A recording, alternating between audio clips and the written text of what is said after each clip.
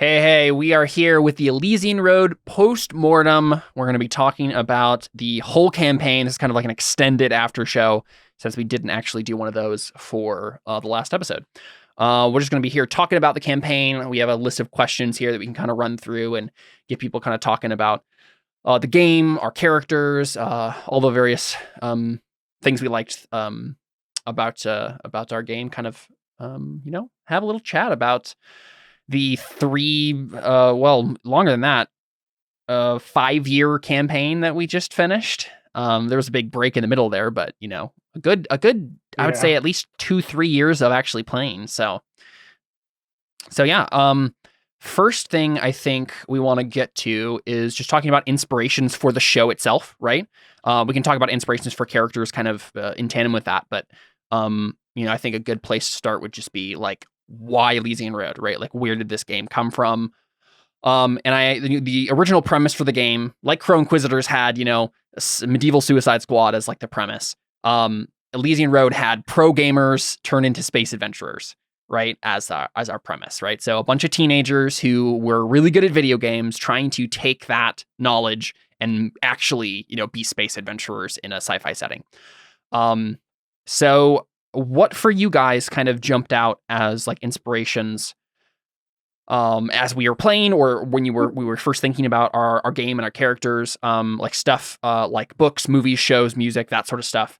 They're really kind of, as we can kind of just throw into our collective pool of inspiration that we kind of for why we came up with this game. And first things first, the first thing I want to point out is Ruby probably was a very strong influence on Elysian Road. Specifically, the whole like kids have superpowers basically and can, solve problems that the adults should really be solving. That kind of vibe is Elysian Road to a T for sure. Large weapons is also probably a thing that's ported over from Ruby. Anything else that jumps to you guys immediately when we were like first coming up with the ideas for the game that you can remember? I actually had no part in coming up with the idea for this game, so I have nothing to say about Who, it. was it just Although me? Who did we? no, How did we come up with it? I think I was busy when you guys were talking about it or something like that. Mhm. But I was just going to say, yeah, I agree that Ruby definitely was a big vibe for it. At least seasons 1 through 3. Yeah, season 1 through 3 particularly. Vibes. Yep. And the music also is a very big inspiration. Right. That's probably even more so than the actual show. The music itself is a big inspiration for the game. And also in the liner notes for this episode, for this post-mortem, I'm going to put links, Spotify playlists for the actual, like the instrumental music that I kind of put together as like my inspirations when I was needed to think about Elysian Road, and then all of the like lyrical songs as like 2 separate playlists. And Ruby features prominently in that lyrical album for sure. Anything else you guys can think of?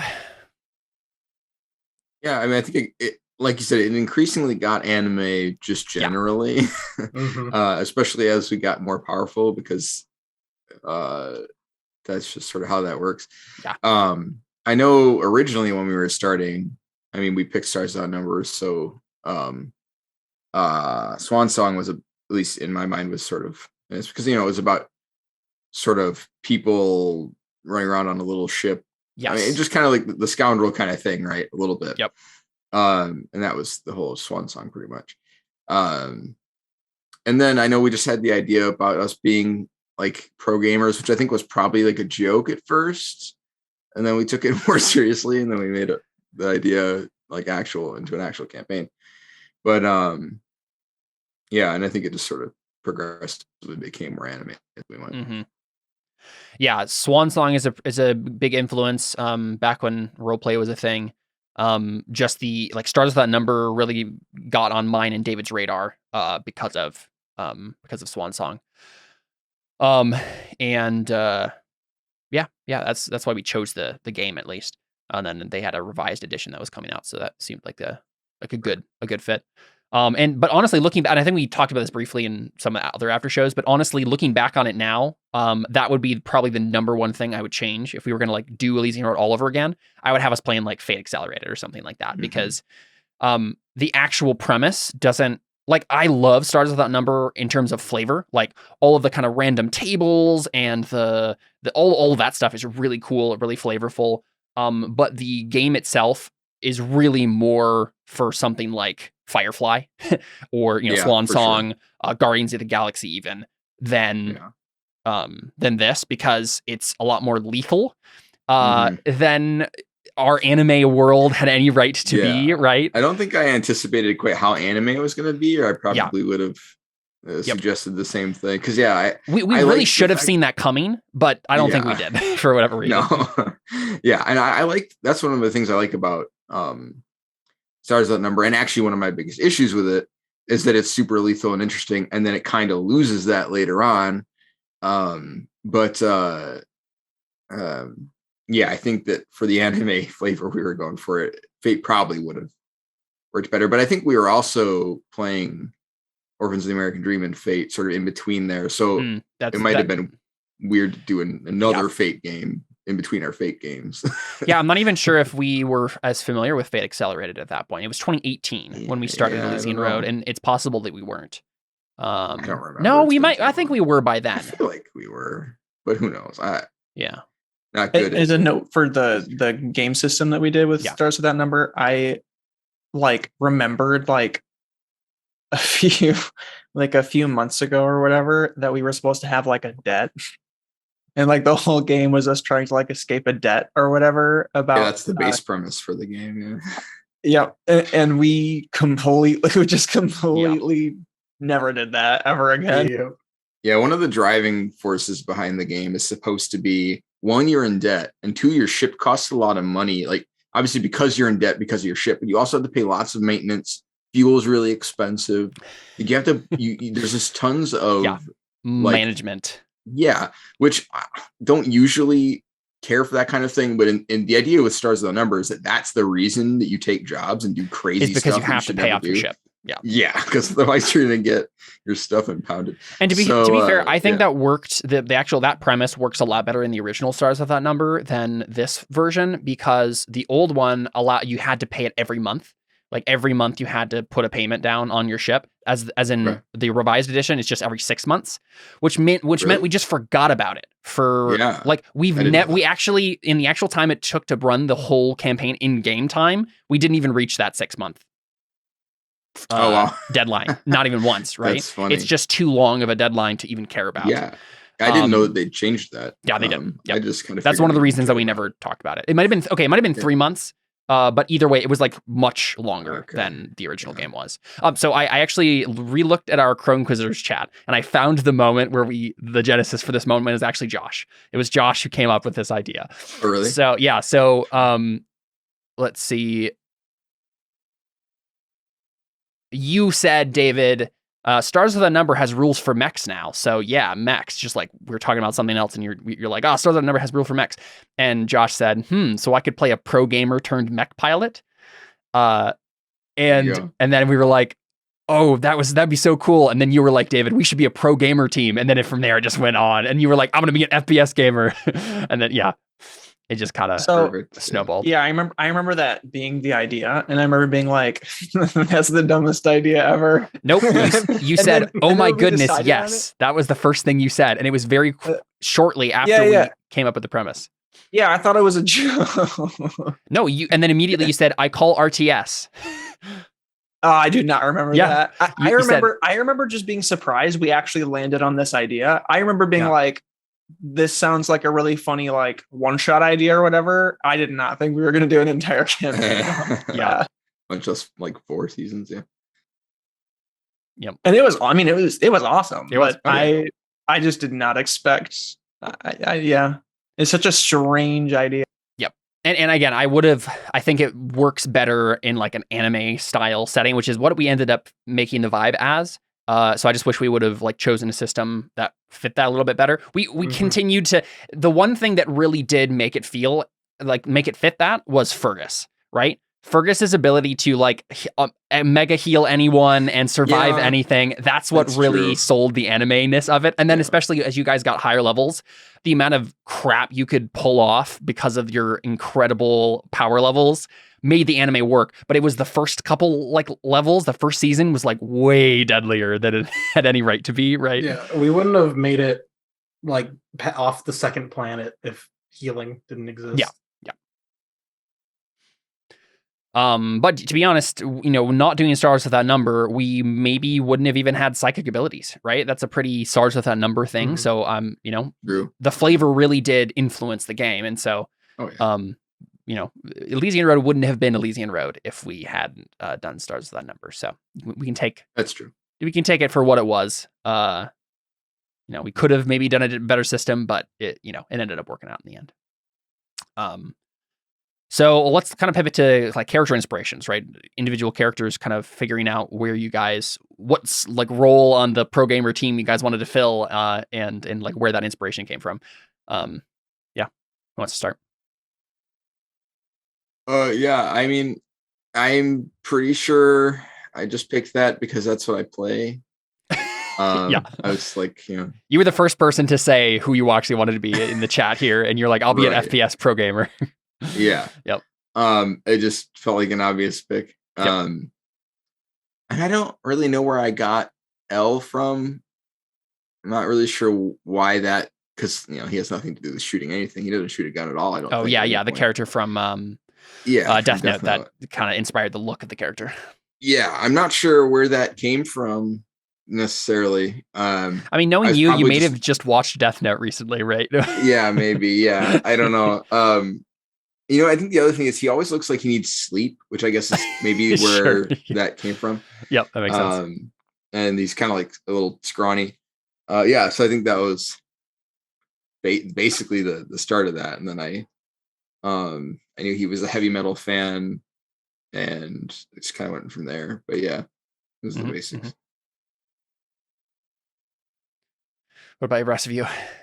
I know Josh, wanted to do Space Trucker. He was going through a bunch of different ideas here in the chat that I'm looking at right now. And I'm not seeing where he like actually comes up with the idea yet, at least. But it makes sense that he ended up being, there needed to be someone who wasn't a pro gamer, probably, just to like, he was like the grounded character among the whole group of you guys. He's our face of legitimacy. Yeah. Yep.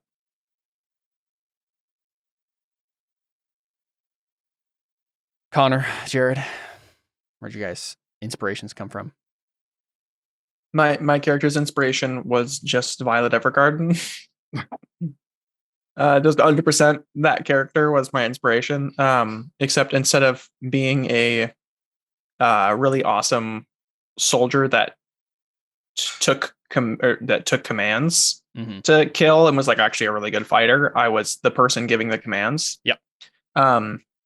But the Vigo and Garrett's character was the idea from the very beginning, because that's the whole point of Violet Evergarden is the guy. And so I was like, I think that would be a super neat character to make, where I'm this awesome epic general guy or general lady, but like the whole point of her character is to find the guy and figure out what love is. Yeah, figure out what love is, figure out what emotions are. And I have this weird niche where I feel like I'm really good at pretending to be a girl for RPGs, and I'm very good at getting in the mind of a girl, and like does Mickey that out well. Probably not on most days. No. Has she observed enough of your role playing? No, I just mean in general, right? Like, does Connor know Mickey's mind? Was my question. No, yeah. Okay. No, I do. Okay. Connor likes to think he knows how women. Yeah. See, but here's how I feel like it is. A lot of girls like have been like, oh yeah, you understand, like you can write girls' minds pretty well. But I feel like for the most part, it's guys that think I can understand women really well. Right. Yeah. That might be the red flag. I took a Facebook quiz once on how well you know women, and it was like, you're either a girl and you're taking this test to test it, or you're I don't know, something. And so I always tell people that accuse me of being a woman when I took the how well do you know women test. Who knows if that test is any good? But I mean, one of the questions was like, what do you never leave your house without in your person? It's like makeup and a comb. And I was like, I don't know, none of those. But like, yeah, I don't know. It was. I just thought that was amusing. But yeah, I think it's easy to. It's hard rather to tell how to do it. But yeah, I think you do a good job. I'm curious what landed you on precog. Was it just you read it and it was cool, or? Yeah, I think so. Well, I mean, I think it was. No, yeah. Actually, I think it was the fact that everybody else had made their characters, and no, I think you were doing RTS, and that makes the most sense. I was like, RTS. What of these abilities? Like, what if anything fits well? Because that was the first thing that Connor made up was I'm going to be the RTS player. So yeah. Which looking back on didn't really work super well with like the Violet Evergarden idea, but I think like it helped a lot because otherwise I would have just been Violet Evergarden. Exactly. So the thing is, Evelyn is Violet Evergarden meets Ender's Game, which is a really interesting combination and something that like I don't think you have read Ender's Game, right, Connor? No, I watched the movie. And did you watch the movie? It's a bad movie. But I have read Ender's Game several times now. And so I was able to pull any of my knowledge from Ender's Game to make up like the program you were part of, right? That was definitely a heavy inspiration. Yeah, very Ender's Game. But I thought that was a really fun combo. Right. It was good. See, it's funny because I have read Ender's Game and I've not seen Violet Evergarden. So that's the opposite information than you did, Connor. For your character. But yeah, no, I think it was great. Yeah. I also feel like I was also really interested in like determined in the idea to play a girl character that is really strong that doesn't end up just being a feminist. Yeah. I was really committed to that idea. I don't know how committed I was at the beginning of the game, but like the farther in I got, I was like, okay, like what? She can't just be the strong woman trope. Like, and what happens when she does interact with Vigo? I was like, the character that I've played with everyone else in the group, like she would just be like, she's just going to tell Vigo what to do and just be like the boss. And like their relationship is going to be super unhealthy. And I was like, but that's wrong. And it's also not how this relationship looks. And so I was like, I ended up, I really liked how it, me too. Like the idea for the character ended up working really well, where like, not only was it like a very, like she was balanced very well by Vigo. Yep. But the like point of the game where she like is deciding what's important to her and like having like this character like pivotal points and stuff like that, it very much switched from boss lady tells everybody what to do to Vigo, you tell me what to do because I trust you. And I think that was the coolest point for me. I guess maybe I'm getting off topic of inspirations, but like the coolest point for me was like getting from she tells everybody what to do to the one person she actually trusts enough to submit herself to is in the room now. And now she's just a completely different person. I honestly thought it worked really well. Like I believed it from day one, right? Because we knew about this character in like these vague hints and stuff. And when you actually met him, I felt like it seemed very believable because, I mean, he was always your superior, like in your entire relationship. And so, of course, like Evelyn's going to treat everybody else like, pawns because that's what she was built to do. But she could never treat Vigo as a pawn because he's never been that to her, right? Their relationship has never been in that way. The hierarchy is completely different there. And so it makes sense that it always felt very natural to me, the way Evelyn was different with him. And I thought it was really cool how Till was Evelyn's dad. That she like did what he said. Yeah. But it was different, right? Like it felt each of them felt different. They had a similar, like Vigo and Till fulfilled a similar role in the hierarchy with Evelyn, but the way you interacted with them still felt very different, right? With Till, it was like you respected him a lot, but at the end of the day, you were kind of like partners, right? And not he wasn't in charge of you in the same way. Yeah. It ended up that way, but at the beginning, it was like how you're describing now. It was like she was like, I see you as an equal. These are just children here. But it ended up being like she respected him as like her dad. And I was like, that worked out really well. Well, yeah, I mean, because Evelyn was figuring out love. So yeah, I mean, it all makes sense to me. Yep.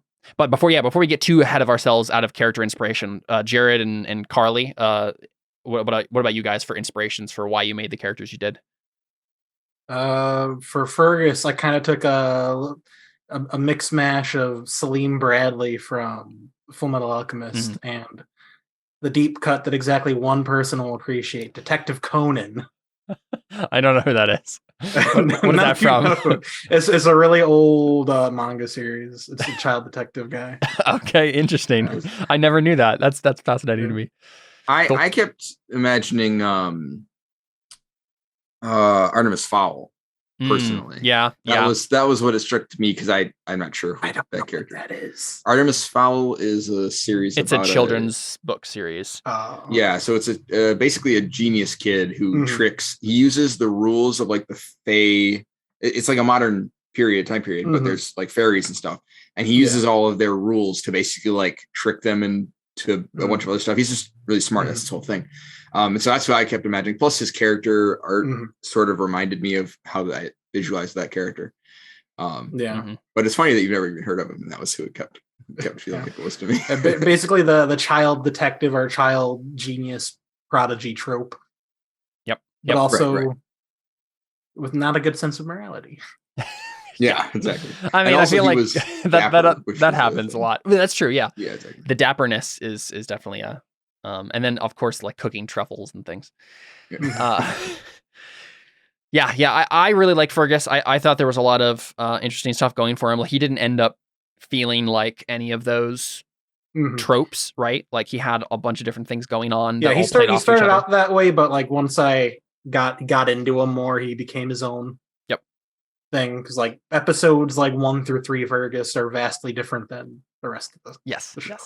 As Jared continued to get abilities from the book, he was just like, oh, okay, Fergus is just gonna go crazy now. But yeah, I feel like that is a lot of the characters that Jared makes.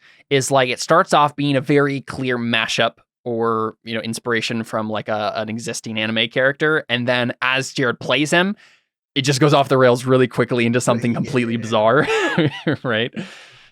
Which that's the why it feels like Jared, and we had to have it happen. Fergus ascended to godhead at the end of the campaign, so this character wasn't even going to do that, but it just happened. Yeah. Yep. Even in sci-fi. What was the first character that you ever did that with? Do you remember? Ascending to godhood? Yeah. Ugh. It's happened more than 3 times now, which means it's a pattern. It happened in Hellbreakers. Yes. But they've all been temporary. That's true. Well, no, Anno Domini, it's permanent. Oh yeah. That's the other one. Yeah. We just had a whole scene with him in the new campaign the other day. Yeah. Yep. Awesome. It was really fun. Yeah, I really like Fergus. The whole like the dichotomy between Evelyn and Fergus and Ode and Dylan was really great. The super geniuses who have no morals versus the really grounded but trigger happy like I guess like Ode and Dylan are trigger happy in one sense, but in another sense they were the only ones who like they're reckless, Yeah. When they mess up, it's on accident. When Evelyn and Fergus mess up, it's on purpose, right? Yeah, they're really desensitized to danger because of yes, but they're not desensitized to morals. But but they weren't killing people. Yeah. I mean, up until the last season, Dylan rarely killed anybody, and Ode still rarely killed anybody all the way through. I mean, there were a couple times where I switched weapons and shot people without thinking about it, but yeah. Then speaking of Dylan, what about you, Carls? What were your inspirations for Dylan Callery? I don't know if I went into it with any actual character inspirations for her, but now that I'm looking back on her character, I think Sasha from Attack on Titan is a very similar vibe. Yeah. Is just good at fighting, is trying to be noble and everything. Loves food. But yeah, just a very grounded person. Yeah. Yeah. She's not too complex. She's just comes from a remote backwater. Right. Exactly. Yeah. But yeah, I didn't really have that many or any really inspirations on what character she looked like or acted like at the time. Because I was this is my first RPG campaign. That's true. So I was kind of just I'm going to do it as simple as I can and just do what I think I would be as a character in this situation, in this universe. And that's typically how people start, right? When they make their first RPG character, they're just this is just me, except I can use a sword. Yeah. Yeah. So I was platinum blonde hair, cool sword. And so. Before we move on to the next topic, that's something that I had written down that Carly, you just reminded me of by talking about your character. I felt how the story itself was structured was like Teen Titans, where each of our characters had a season. I don't know if anybody else noticed this, but each of our characters had a fairly defined season, and we were all just Teen Titans characters. And I thought that's one of my favorite ways really to structure long campaigns like this is to take or even just shows or books or whatever, is to have each arc focus on one of the characters if it's you're doing an ensemble. I think it worked really well because we had Dylan at the beginning, right? And then we had Evelyn, and then we had Ode, and then we had Fergus. Kind of all getting their own moments to really shine. And that's where I feel like Dylan came out of the Sasha mold the most, is that she had the whole first season where literally listening back through Elysian Road season 1, I'm Dylan is so the main character of this story right now, because we're going to her home planet. It's all about her dad and her uncle, and I don't know, it's great. And I feel like you don't get that at all with Sasha. So I feel like all of our characters had a very distinctly stolen idea, but we all became our own characters really easily and really well. And that's pretty much what will always happen, because even if you have an inspiration that you're working off of, as soon as things start happening and you fail rolls, you have to change your character. If you're good at role playing, at least, right? You could probably stick to your guns and make it worse for everybody. But plus, I think there's a level of sorry. Now that I really think about it, because I had not seen Attack on Titan or My Hero Academia, I don't think, before we started this, but I think Dylan is a pretty good combination of Uraka from from My Hero and Sasha. From yeah, that's a good comparison for sure. And you blend the darkness and the levity of those shows, and you get Elysian Road.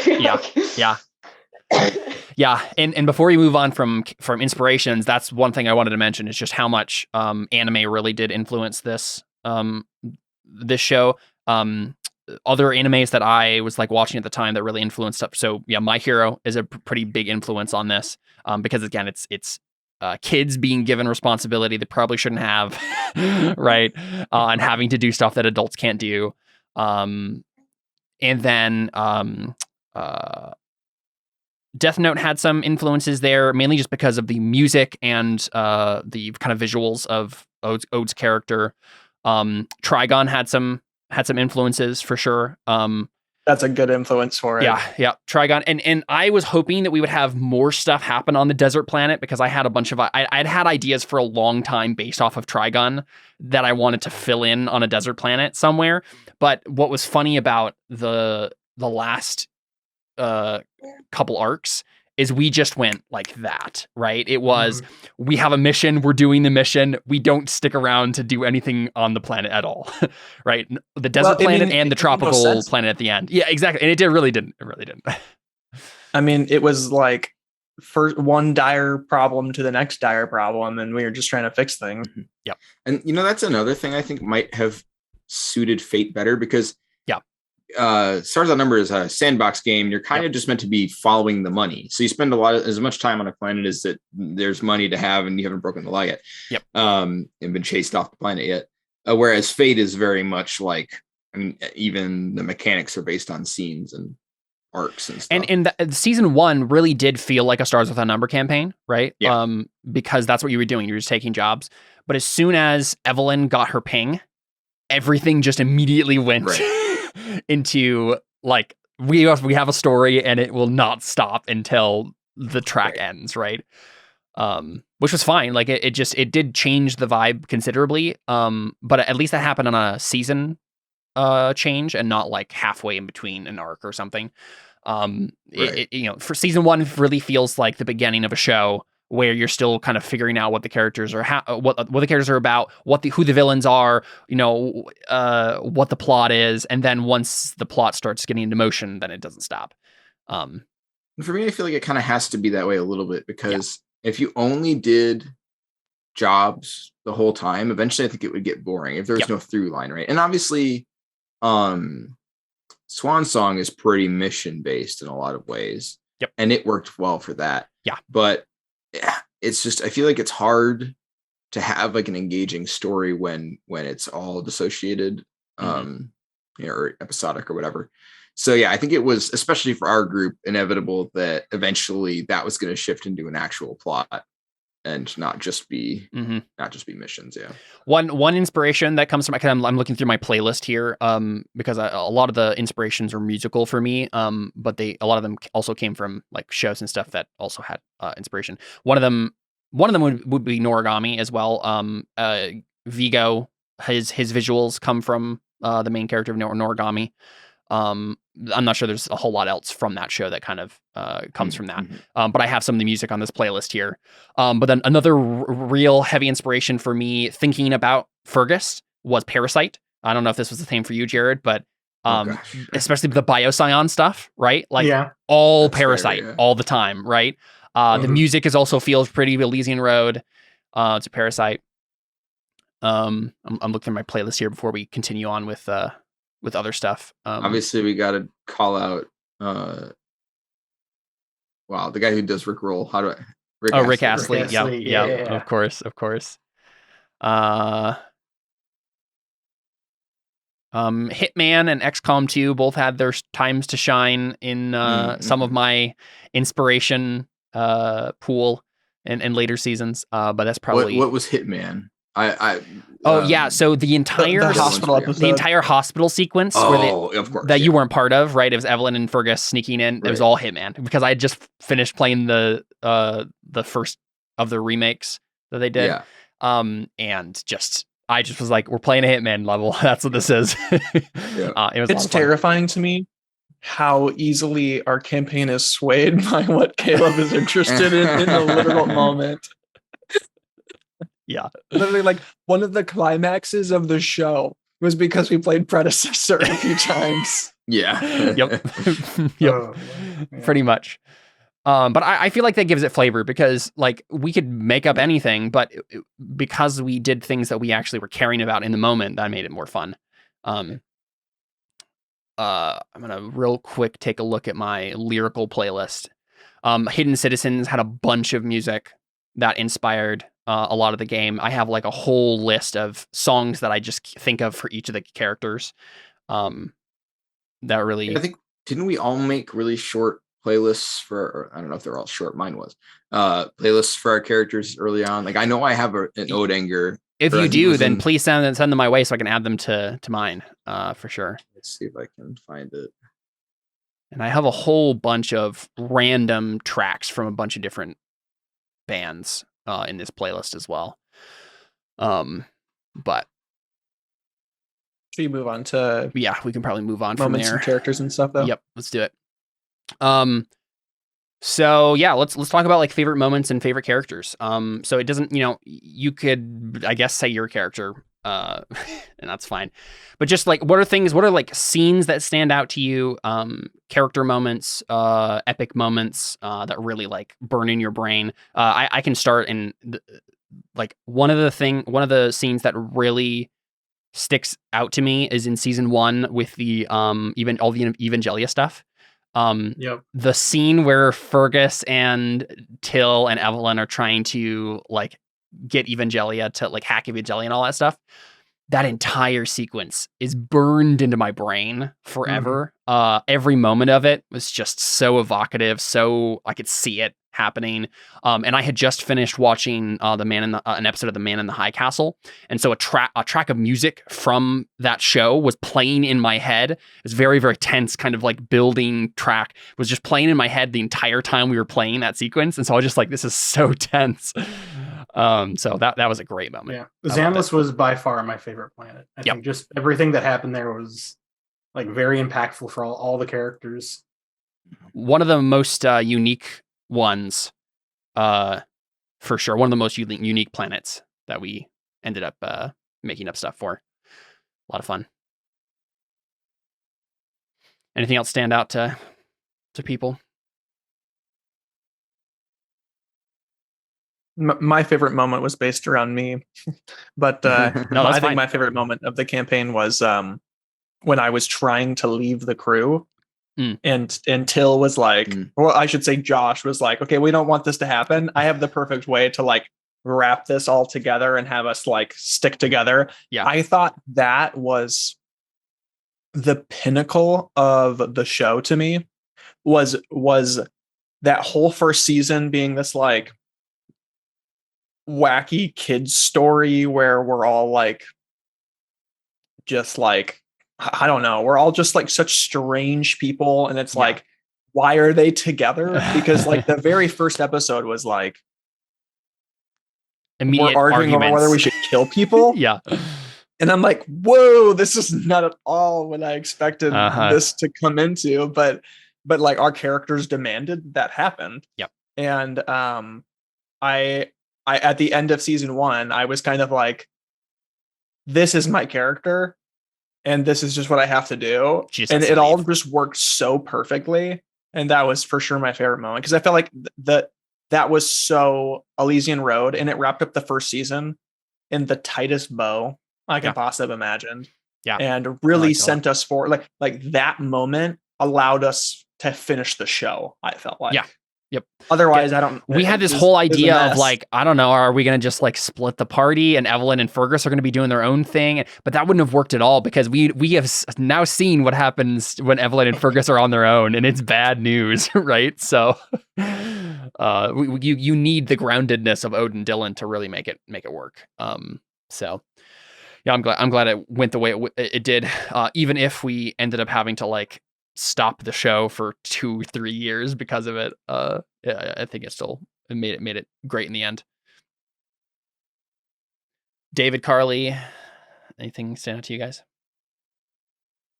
Or Jared? I don't know if you actually had. You said Xanless was your favorite, but I don't know if you had a moment stood out to you. Yeah, just the sequence with the murder beast and Evangelia, cool. And Ode single-handedly fighting a battalion of soldiers. Yeah, season 1 really stands out to me in a lot of ways because I wrote an entire soundtrack to it, right? And I was like listening back through scenes and making music, like an actual score for the whole sequence. And so, yeah, a lot of those are much more present in my mind too.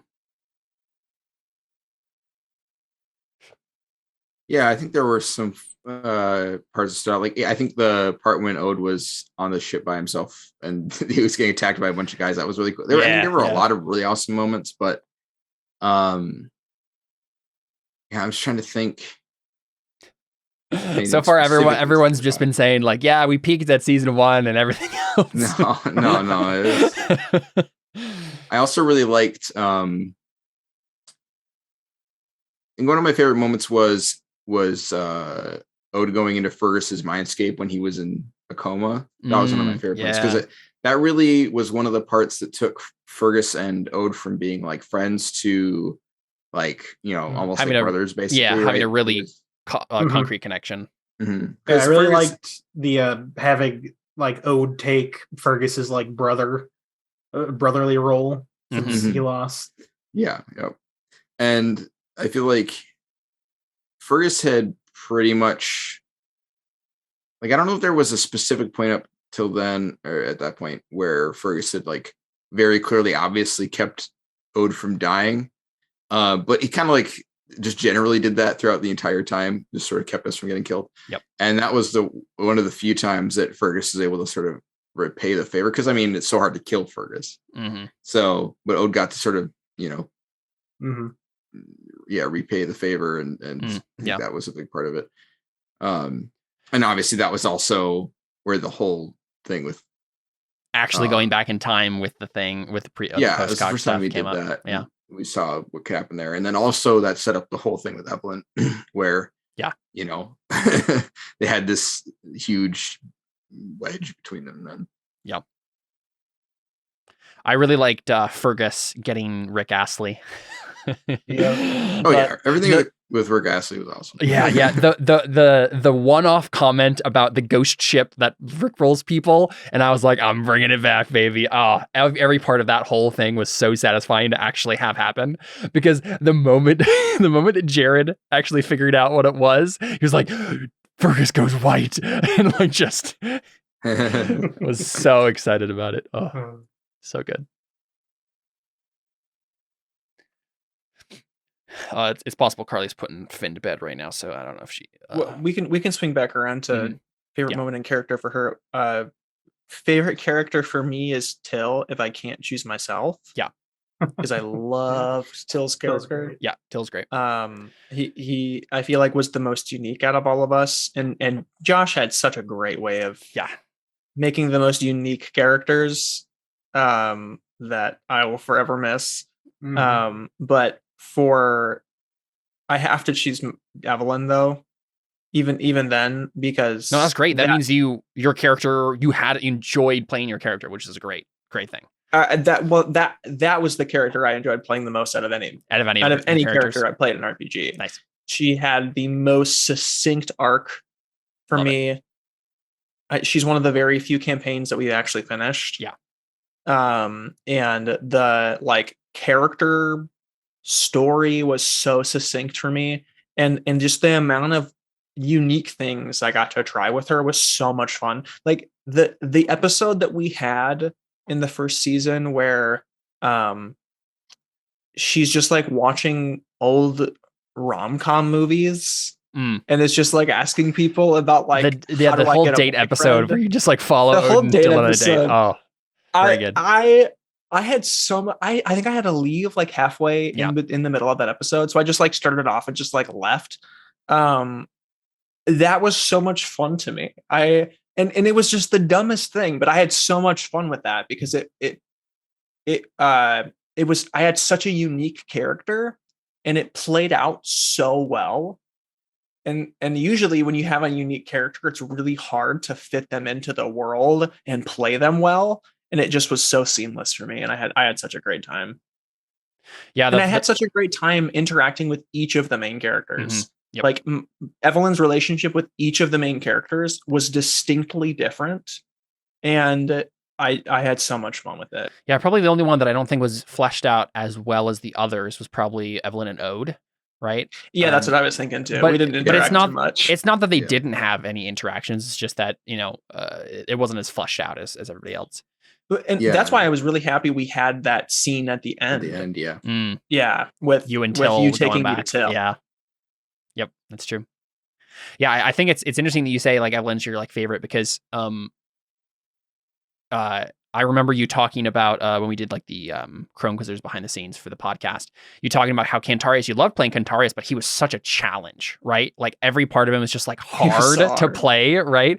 And you know, that's the sort of, sometimes you have characters like that and it's worth it when you look back, but in the moment it's just like really difficult to actually get around, make something work out of it. But Evelyn seemed seamless pretty much all the way through. Because even though you had moments of like challenge and like, oh my gosh, I don't know what my character would do, it was all fun, right? So, yeah, it's great.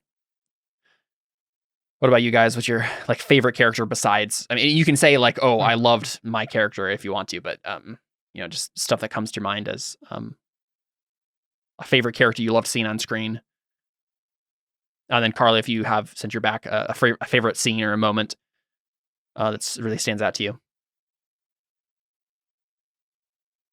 Definitely the whole murder beast sequence with the bike crash. I think it's become a consensus at this point. Zanless is the best, then, right? Yeah, everything at Zanless it was just the best. Such a like, and that was like a time in my life too when we were doing season 1 where like I could sit down and actually focus on an RPG session a lot more than I can today, and so I got way more immersed in the story than I have the seasons after, just because I could actually like sit there, listen to every detail that was going on, and so I got like so invested in that sequence particularly, where I was just like, it literally gave me the chills physically. Like, that's great. So, I also think season 1 had a particular special place in all of our hearts too, because we literally met up to do an in-person session and streamed that live. Yeah. And that was if we really could consistently do sessions like that, I think we'd have a bigger audience. I mean, yes, because we'd have to like figure out a whole big production quality thing. But yeah. Oh yeah, for sure. The production quality really ramps up from there. It's a way bigger time commitment and stuff. But like the way that room, the energy was there. The energy in that room was flawless for that session. I feel like we really peaked in a lot of ways in that. Mm-hmm, mm-hmm. And that was the session that the crash happened in. Yeah, that's true. Yeah, I think the session after that is when we actually had all the action stuff. But, yeah. Mm-hmm. I feel like the story that came after season 1 was so cool because of the setup we got to do in season 1. But I feel like season 1 felt so many things aligned more in a way that we didn't expect it to in season 1, because we had such opposing character viewpoints, and like it was such a unique situation with all of our characters, and we were just doing we had a date episode and it just worked perfectly. And so like from there we got to tell a really cool, really solid, awesome character driven story, because all of our character moments came so naturally, so not forced situations. And then from there we were like, okay, now we know the story we're going to tell, and then we could just go straight into like, okay, this is the story we're telling. So I feel like it worked out really well. But I feel like the reason we all have a special place in our hearts for season 1 is because of all of those seemingly random variables aligned so well and in such funny ways that like we didn't have as much funny moments in the later seasons because it was too serious. Yeah. Whereas in season 1 we had an entire date episode. Yeah, for sure. I'm thinking probably in terms of my like favorite player characters, it's probably Till or Evelyn. Till, I got to play Till, which made it really fun for me, right? Like being able to pick up the torch where Josh left it and tried to like give a solid arc. I had a lot of fun putting that together. And probably the most emotional I've been the entire, like the most impactful sequence for me in terms of emotion was Till saying goodbye to Evelyn, right? That was where I literally had like physiological reaction. I was about to cry. I think he's definitely the most important character because not only was he the glue when he was here, but also afterwards. Yep.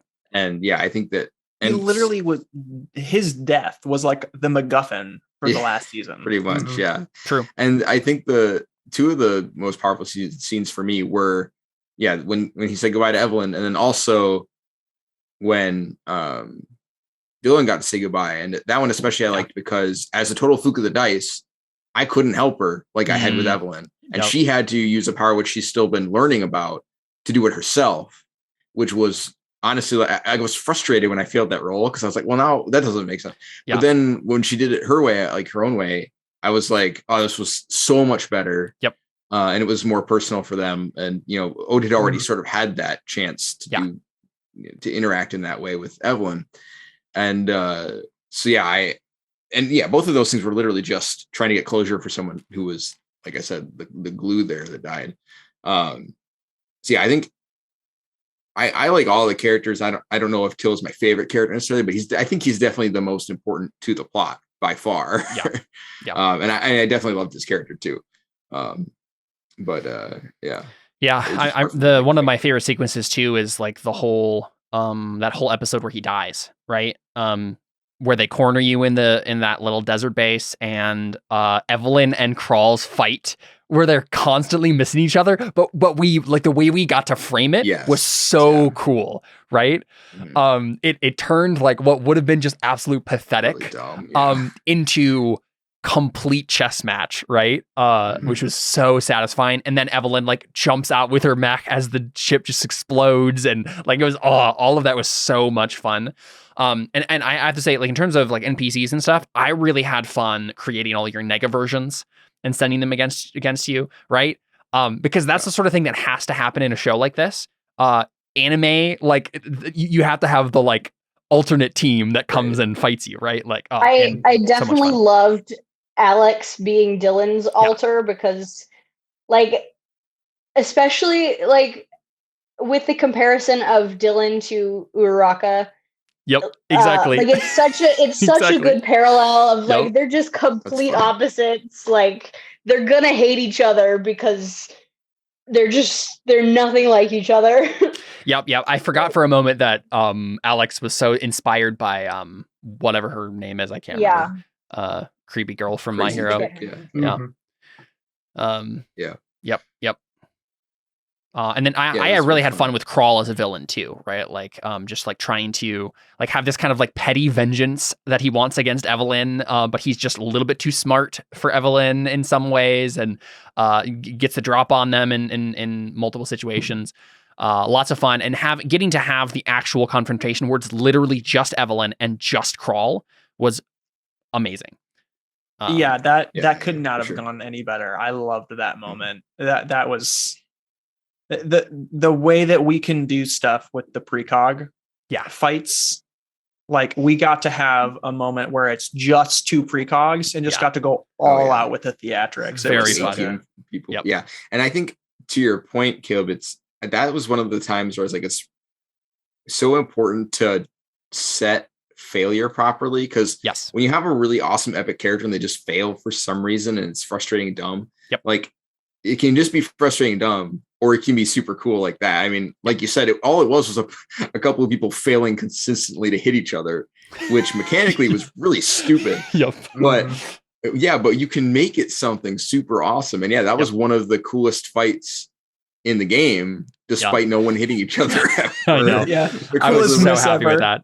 And it was awesome. It's so funny because like there were so many episodes in the last 2 seasons of Elysian Road where I came away with it feeling like totally like, oh, that sucked. Like I did not like that. Like I feel like I sucked as a GM, right? Like I didn't do any of this stuff right that I wanted to do. But then the very next episode, the stuff we had done in that episode set up something that was way better than anything I had imagined it could be. And I was like, oh, okay, this is Elysian Road. This is working.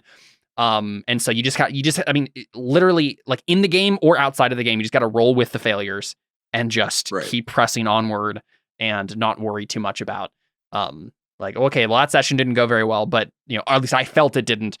How do I make that failure into something better next time? And I felt really bad for you because I know vaguely, I haven't done a lot of GMing, but I know I've done just enough to know that how it feels when you're trying to challenge your players like in combat and it just doesn't happen. Yeah. Like anytime I've tried to run anything in Bonds or Fate, that's how it is, because it's just so hard to not, you're trying to hit a middle point where it's possible to win. Yeah. But there's a very real threat of failure. Yeah. And that's a hard line to hit. Even in this game, especially at the scale we're at, because basically you either had to put a mech in front of us so we couldn't hurt, or an NPC, which if he was in the realms of humanity, like logic would suggest he should be, would just get plastered. Yeah. And so yeah, I mean, it was fun to fight them, but after a while, I was like, I know he's trying to like use the rules in a real way to actually challenge us, but we've broken the game basically. But I think, like you said, every time that happened, it didn't really matter, right? Because the more interesting stuff happened afterwards. Yep. Because of it, but yeah, I did feel bad. And that's why we play a role-playing game instead of just like write a novel, right? Yeah, like exactly. We're doing this because, one, we can do it all together, and two, because the story is making itself, right? We're rolling dice and we're bound by the results, and so we have to come up with creative solutions to problems. We can't just make it all happen like we think it should, which if that's what we did every time, right? If we were like, this is the way it would happen in this anime, let's just have it happen that way instead of rolling, it would be way worse, right? It would all end up being just a copy of a copy, right? Of something that we saw once in an anime that it's not going to work better as good in this context. We're just kind of thinking it might. The roles are what make this stuff fun, even if it doesn't at first glance be what you want it to be. Like Alex and Victor getting completely pwn stomped by Fergus and Evelyn in the hospital. Which shouldn't have happened. It shouldn't have happened. It really shouldn't have. And the only reason it did is because I made a mistake. And that's probably the most frustrating thing for me, is that I'm not very good at combat in role-playing games. I have a hard time actually being strategic with my decisions, because I have to have so many different people doing so many different things, and I have to, like, because they were like built as PCs too, I had to like have read all of their abilities and like try to figure out what the like most strategic thing is to do. And I had Alex attack Fergus when she was like a tiny bit of hit points away from dying, and Fergus had like his like magic shield thing up that like hurt her when she hit him, and she just went down. And I was like, well, that sucks. But then the whole thing about them being clones and like Fergus having like weird nanites going into him, all of that came from me being dumb in a role-playing game. And, thinking back through it, Alex maybe wouldn't have known that Fergus had that. And so it all makes sense. Right. It's just in the moment, sometimes it just feels stupid. But I have to say, that's probably one of the most important things I've learned about role-playing games, this campaign in particular, is if you put a villain in the same room with the PCs, you have to be okay with them dying. Like that has to be on the table. You have to be okay with it, because otherwise it's just not, don't put them in the room. Right. How come we didn't teach you that in Savage Tide? I was just about to mention Savage Tide, because one of the things I remember, because my memory is really bad. So I'm not saying I don't remember it because it wasn't fun, but memory's awful. Yeah. But one of the few things I remember from that was we were fighting some woman. I have no idea who she was anymore. She drank a potion and turned into smoke and went up like a chimney. And it wasn't you, like that was supposed to happen in the thing. I think she had a potion like that in the rules, and it was so frustrating for me. And that's one of the things, like, you have to be okay with that, because it's not that they can't get away. Yeah. But if you have a Deus Ex Machina built in, ready to like that's not satisfying. It's totally just super frustrating, especially because I think in D&D, drinking a potion is like an action. I remember thinking like that doesn't make sense action economy wise, but for some reason the potion lets you do it. Yeah. So I was just like, I'm glad that's like, that's just, it's an important thing or a mentality to have, I guess. And that's something that Apocalypse World does too. It says, keep all your stuff in the crosshairs, right? Because it's more important that stuff happens in a way that's believable and interesting. Yeah. The Powered by the Apocalypse games probably are really good at teaching you this. just like having anything and everything burn down if it needs to, right? Mhm. Just everything can die, anything can go wrong, just like have it all burn if it needs to keep the story moving. So yeah. Especially because in Apocalypse World, literally one roll can pretty much kill anybody. Not quite, but depending on who's attacking you. It can at least ruin their day. Yeah. So it's like you can't put them. It's not like D&D. They don't have 200 HP to hide behind. They die very fast. Yeah. So speaking of that, I think I just kind of talked about what was my most challenging part of the game for me and how did I overcome it. So what about you guys? Was there anything that like character moments or stuff that happened in the game that was just like really hard and like you had to like recontextualize things or a character decision that you maybe regretted, stuff like that? At the beginning, it was really hard to just like play the game because I only had 2 hit points or whatever it was. Right. Yeah. Fergus just like hit a lot. Yeah. That changed at like level 3 though. It completely changed. Yeah. Suddenly, if Fergus not dying was just in the cards always. Mm. Yeah, I think for me, I know I can't remember exactly why it was. I think it might have been the whole like it's been so long now I'm struggling to remember, but I know Ode had a bunch of like bad stuff happen on Xanless. And so as a character, Ode was like done with that place. He didn't want to be there anymore, right? And I as Ode had spent a lot of time being like, no, let's just go. And then there was this whole other thing that happened with the dome. And so like I had in my mind had already been like, my character's committed to trying to get here. And then there was this whole other thing.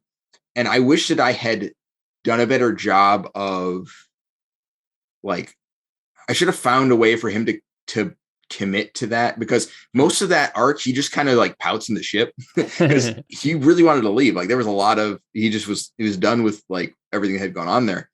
And I'm struggling to remember all the specifics, but well, I feel like it ended up working out because that's when we had the whole like Imperium showed up and you were one of the only people who could deal with it because you were there, right? Yeah, I think it did work out. I feel bad as a player because I think I got kind of wrapped up in that, like, like I sort of took his side where I was like, why haven't we left this planet yet, right?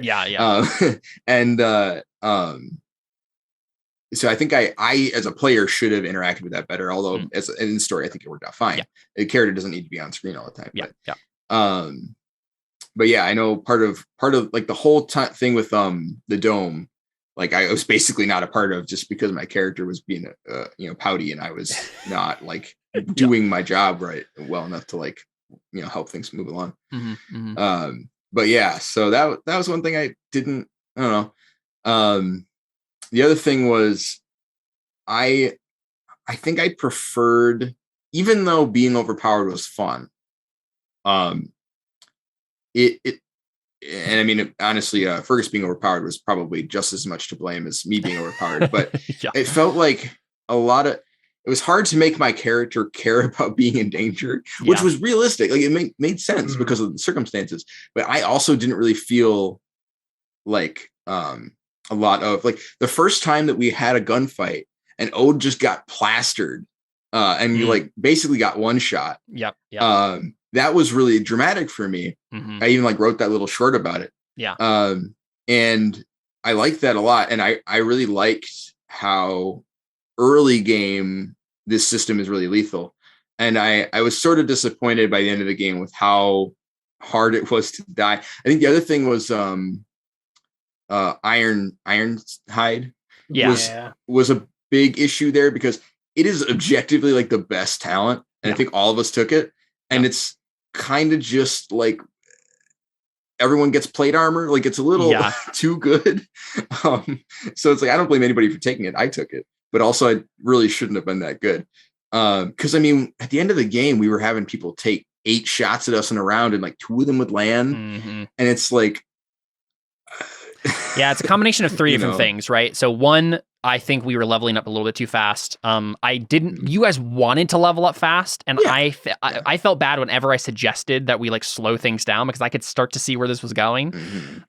2, I don't think I was doing a good enough job scaling the enemies with you, right? I didn't take the time to like pay attention to all the different NPC templates that were in the book, actually choose the latter, like know which ones I could put against you at which levels and like how dangerous they would actually be. And then maybe even make up some new ones on the high end so that I could actually be challenging you correctly, because there's no reason why you guys shouldn't have been challenged at the end game. I should have just had soldiers that were good, and we didn't need to come up with a reason why they were this good, right? It just would have made more sense if there were still soldiers that could challenge you, right? And then 3, Stars Without Number is not good at this. It doesn't have enough options for characters on either side of the like NPCs or PCs to make the combat be able to be swingy, right? It's almost always going to go the same way every time, right? It's just rolling a d20. It's just these numbers. You're doing the same attack every single time. D&D at least has like these different actions that you can take and different spells and whatever.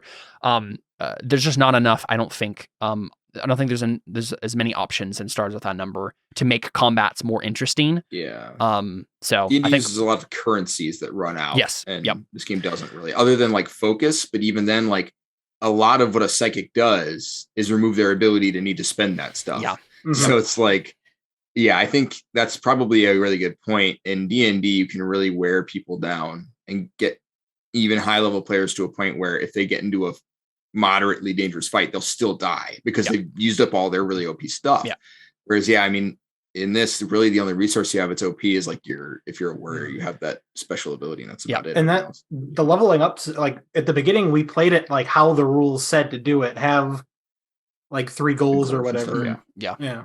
It's just that David and I got all of our goals every single session. We learned Burning Wheel's rules, and this wasn't eventually we were Burning like, Wheel was a 2 or very good 3 teacher. levels ahead of Connor. Yeah. Right. Yeah. Oh, yeah, that's right. Because Evelyn would have all these like esoteric goals about love, and then wouldn't be able to do anything. I was trying to play what my actual character's goals were, but okay, to be fair, you were playing long-term goals, we were playing doing short-term goals. Yes, I didn't play into that well, but also I feel like Odes and Fergus's goals made more sense for the campaign we were playing. Yeah. And Evelyn was like, I want to find my lover again. And it's like, that has nothing to do with what we're doing, but she wants to do that. So I guess that's all she wants to do. So I was kind of had an awkward place there. But as another note for what you were saying about the combat stuff not feeling interesting, to be fair, or like for you, Caleb, being like, I couldn't make good challenges. To be fair, at the beginning of season 2, you made a perfectly good challenge for us, which was they can just reverse time, but it was frustrating. So I feel like it was just that Stars Without Number, like the powers in it were a little bit too OP. And so your option was either let us be OP or our enemies are OP, and it's frustrating to fight them. Yeah, the psychic abilities were either like really useless or way too useful. Like it was weird. The way they interacted with the combat system was sort of weird. And like it didn't feel as, and it might just be it's OSR, and OSR just kind of feels like this sometimes, which is why I'm not a huge OSR guy. I like just need to let David and I make some enemies for you. It worked. Honestly, it worked for the Star Wars one. It really did. Yeah. And that's one of the things too, is like I could have made stuff as PCs, but there's so many things that you have to pay attention to. There's no good character generator online for Stars Without Number characters, and it's actually really, there's a lot of fiddly bits when you're making characters, and it just takes a while. And I just didn't care, right? It was just too much. I just like didn't, I did it with all of the Crawls crew, but then even that still wasn't enough, right? Like you guys still pwned them, so. And I think it's, again, kind of a thing you were saying about the difference between this and D&D, where even if you make player character guys, again, they don't have resources. So if you make them stronger than us, they will probably kill us. Yeah. And if you make them at the same, I mean, again, you have to keep track of them all yourself, and so we're probably going to win. Yeah. So it's like, if it's just hard to do, because if you give them really high attack bonuses, they're never going to miss, they'll just die. So it's really hard to. And there's also this perennial problem that happens in a lot of role-playing games, but it's probably worse in this one, which is you want to have the epic fight be just with the villain, but action economy is such that it's just impossible to make that good, because either the villain one-shots everyone because he's way too powerful, or he's on a good level if he was fighting with a bunch of minions. Outnumbered. Right, but he's outnumbered, and so it doesn't matter, right? And I needed to have like more random mooks also with the villain in the same combat, like stuff like that would have made it better, and that's just something I need to learn. Because you have to, in a game like this or D&D, you have to balance what seems fun with story with the actual mechanics of the game. So something like Burning Wheel, really easy to do, awesome epic one-on-one like boss fight at the end, right? Because Burning Wheel is a cruel mistress for everyone. But there's also even just for me, so many lengthy abilities that do different things at different levels. Like it gets overwhelming very quick.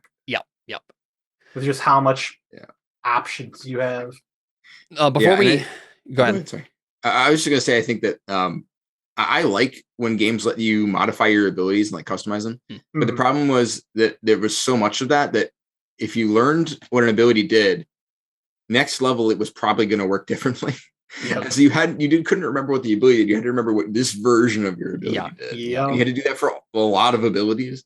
So I think that's probably a big part of it. It's like, what if every D&D spell, instead of just doing more damage at higher levels, like did different stuff? You're like, oh gosh. Anyways, for sure. I was just going to say, before we get too much more into sort of the number rule stuff, before we move on from like the most challenging parts of the game, like obviously rule stuff for us was part of that. But was there anything else like not rules based that you guys wanted to talk about in terms of like character or story moments that were like difficult to navigate? So this, I don't want to step on anybody's toes or hurt anybody's feelings, but I am very curious to just ask like what was I don't know what you're about to say. Well, I feel like you're going to ask, why is everyone so bent out of shape about you leaving Fergus? Is that what you're going to say? No, okay. No, not at all. We gave you crap for that the whole time, like every session. So I was like, he's just going to be like, chill, guys. Well, no, I think that one made sense. To be fair, I just to clarify for Evelyn's character, she did not think she was murdering any of those people in the hospital. She thought she was justified because she believed wholeheartedly they were evil. At no point was she like making a character turn. Like I didn't see it that way. No, I believe that. Right. I think David was talking about the leaving Fergus. No, I was wondering why you left Fergus there to die. No. That's no, for sure. But what were you to take on? Evelyn did that because Caleb made it so that I either get out or don't get out. And I was like, okay, well, character like season finale thing, I just leave him and it'll be fun. Like, I see. Okay. Well, but I feel like it made sense for Evelyn to do that given the circumstance Caleb put in front of us. But okay. So the thing I was going to, go ahead. What you were going to say? I was going to say what you were going to say. So go ahead. Yeah. Oh, so I feel like Evelyn had a very distinct character arc, and the more I think about it, I don't know what the character arcs are for any of the anyone other else. I want to ask that. Yes. Like, so because I don't feel like it was like the reason I bring it up in this topic is there were a few points in time where I felt like I could see the direction of our characters going down this path. And then everybody was just like, no. And I was like, oh. Yeah, I agree. Yeah. For a bit. I think Evelyn and Till were the only characters who had like consistent arcs all the way through from beginning to end. Like they had the one thing that they were about and they did it all the way to the end. The thing with the other characters is they were still finding out what they cared about. And that was actually their arc, right? Because the premise of the game, right, is pro gamers figure out how to be space adventurers. Evelyn didn't care about that premise. Till he wasn't a pro gamer.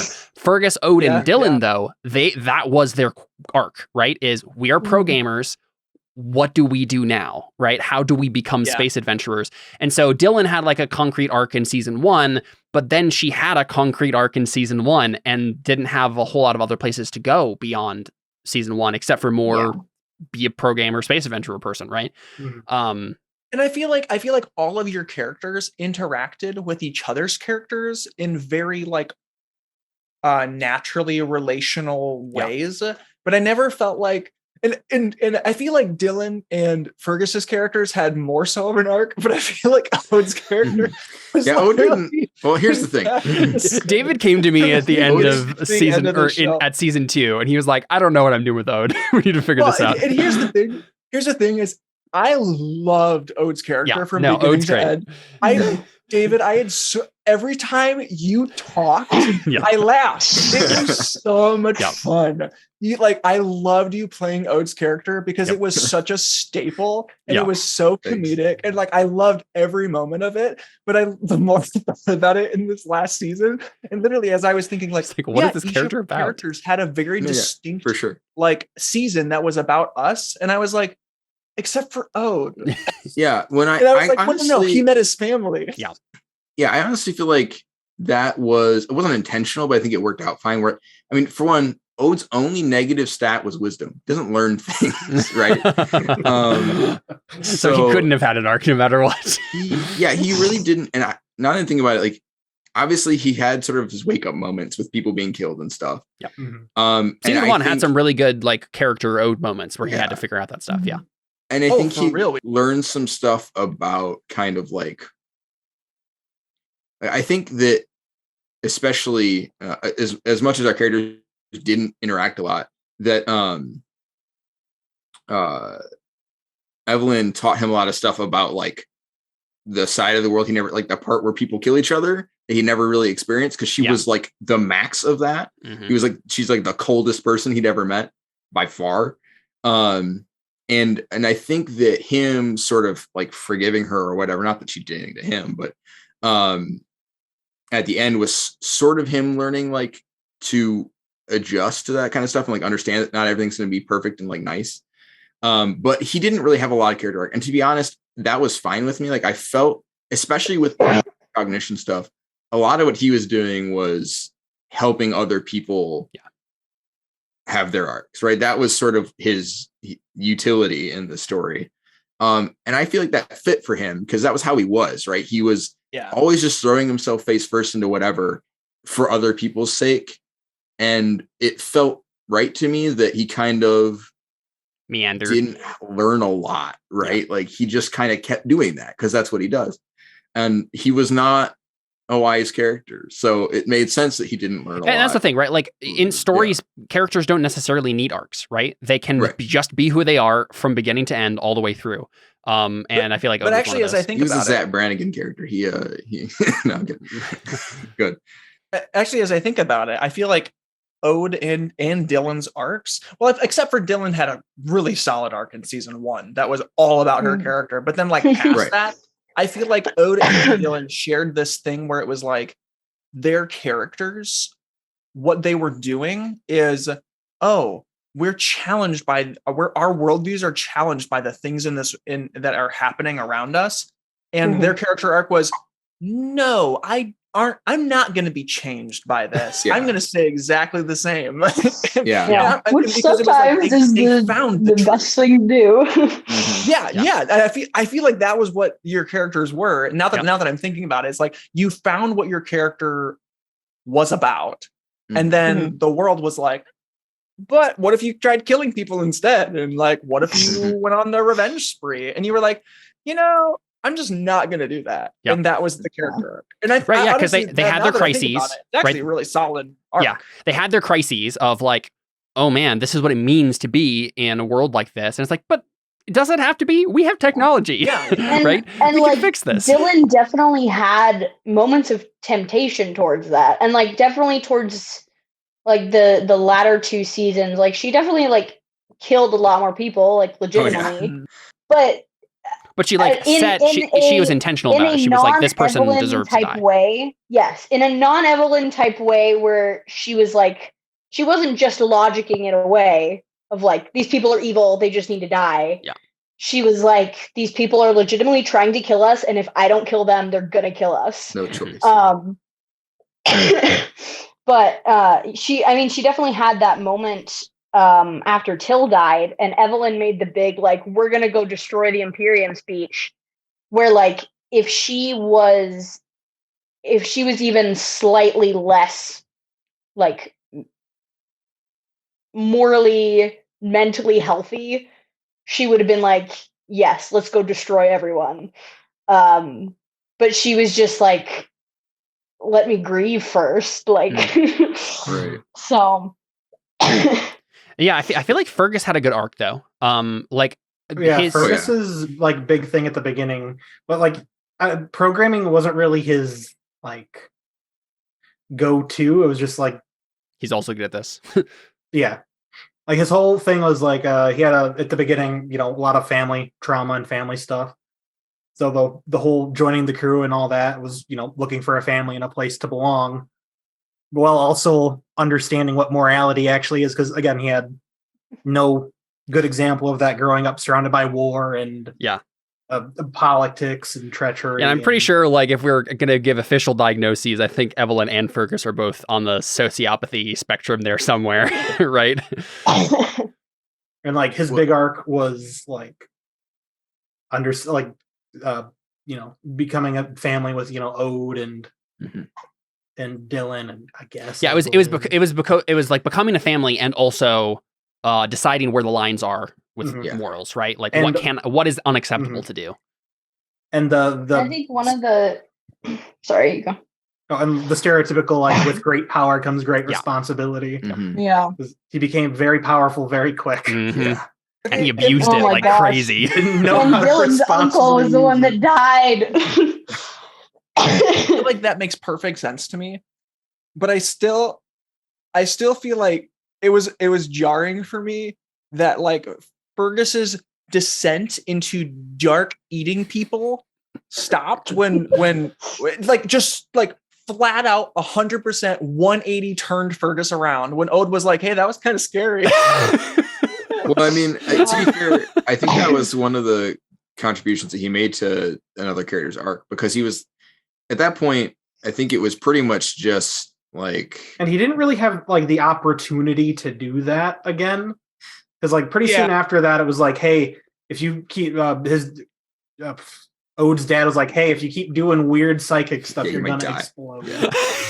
Right. Well, and I think it also helped just because, I mean, at that point, Fergus was like Jared said, pretty much his brother, and he was like, this was the scariest thing. Like up until now, I have trusted you implicitly, and now you scare me. Right. Like, and that's the thing. Yeah. Fergus, that was a build up for Fergus, right? That was he went over the line. And if he had gone over the line multiple times before someone had said something, that's a different story. But if Ode catches him right when he first does the thing, he's like, whoa, that's the line. Don't go over it. Right. That's a little bit more believable. And like, even during the whole hospital thing, Fergus was just like uncomfortable the whole time, but he was going along with it because Evelyn, up until that point, he saw as like a bigger sister. That's true. Leading the charge, and it's just like, oh, okay, I'll kill this doctor.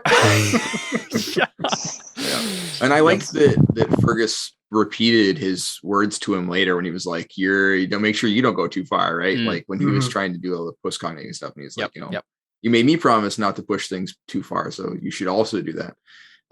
Because it showed that he like heard it, right? And I think there were a couple parts where after that where Fergus was like, should I do this really intense thing or should I not? And I think usually decided not to like go too far, right?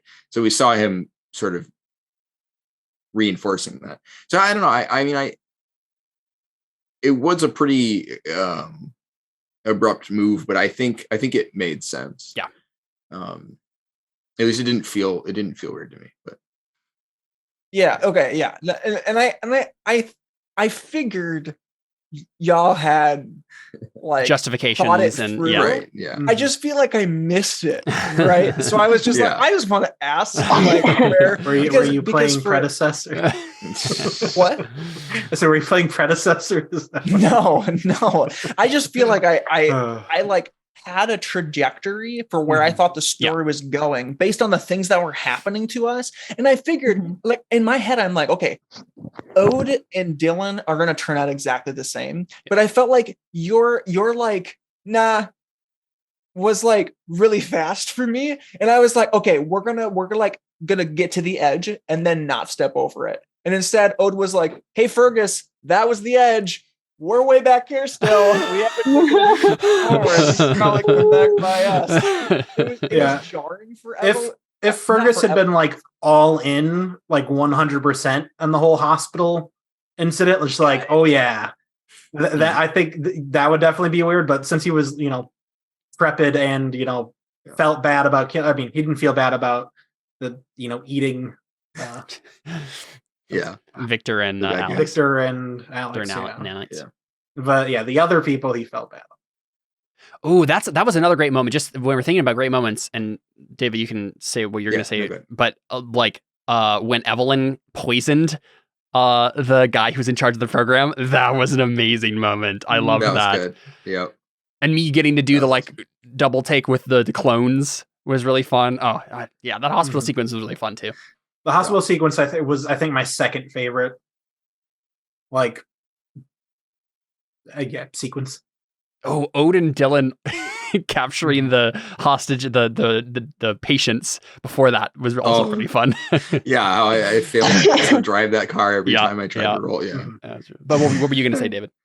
I was just going to say, speaking of missing things, so you kept saying that Evelyn had a really good reason to leave Fergus there, and I feel like you told us what it was at some point, but I don't remember.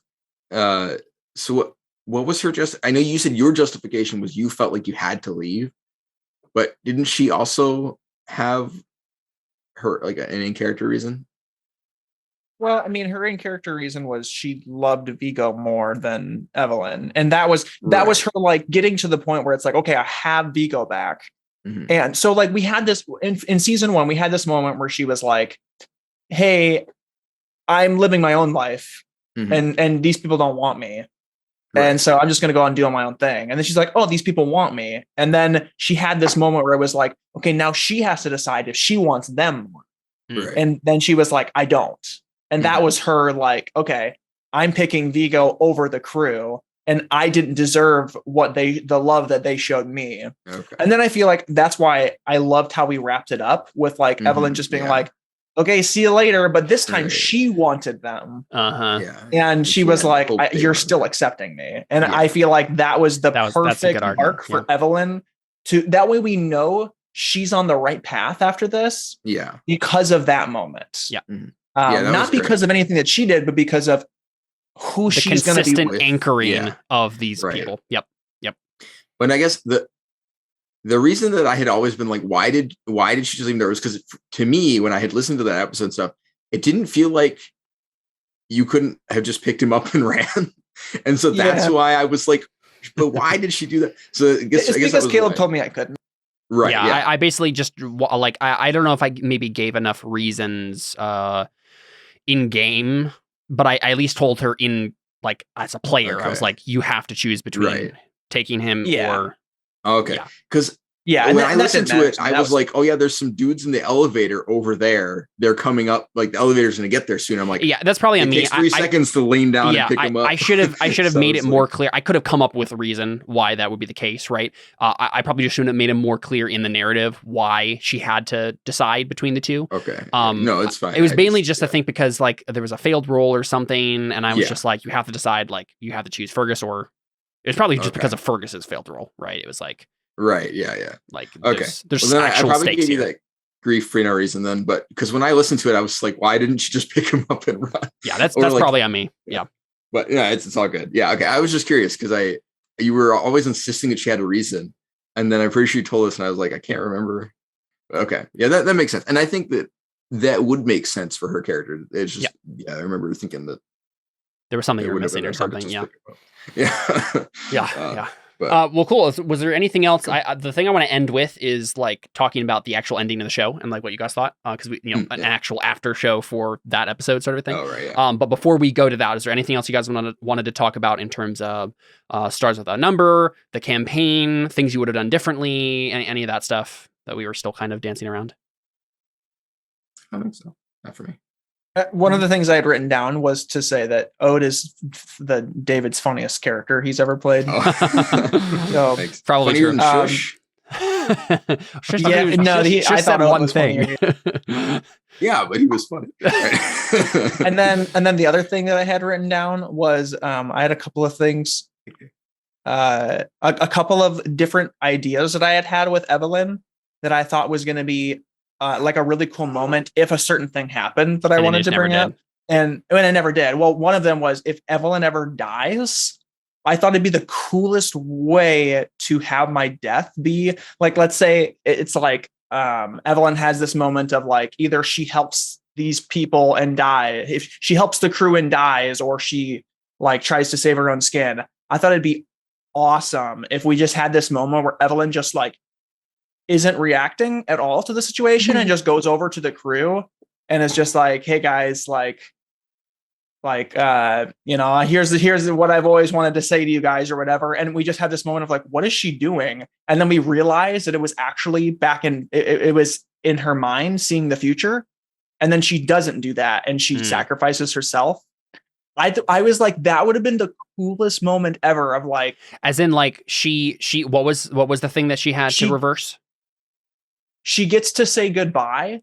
Only in her future. Only in her mind. Yeah. And so she gets to have this moment of like, she knows what they would have said to her. Yeah. Yes. Yeah. And she gets great. That. I thought that would have been the coolest thing ever. But obviously I'm glad she didn't die because I feel like it was a better story that way. But I just thought I had that idea. The amount of things we were able to, the amount of like cool, unique, fun things we were able to do with precog like that was a lot of fun.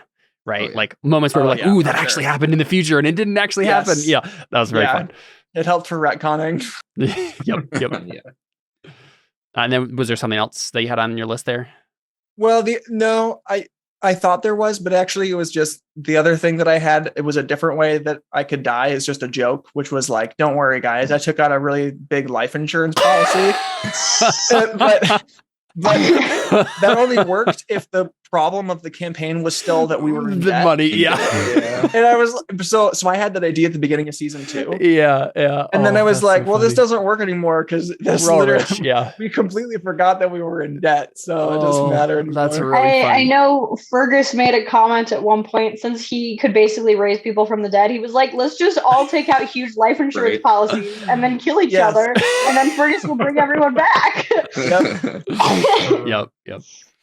Well, cool. Well, let's go ahead and move to actual talking about the ending, right? So as a quick recap, right, you guys went into the Mindscape, or we were doing the MOBA game stuff, and then you came out, realized that Vigo was kind of slumped over, dead, supposedly, and Chloe was standing in front of him with a gun in her hand. You guys just took her out immediately. And then, Fergus figured out what was going on psychically and teleported everyone to the Hephaestus engine.